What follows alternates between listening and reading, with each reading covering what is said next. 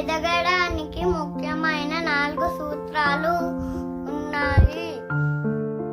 Update your self, create your self, promote your self, market your self. Update your self అంటే నీకు నువ్వే కొత్తగా ఆలోచించి నీ జ్ఞానంతో ముందుకి సాగాలి. క్రియేట్ యువర్ సెల్ఫ్ అంటే అవకాశం లేని దగ్గర నువ్వే కొత్తగా అవకాశాన్ని తయారు చేసుకోవాలి.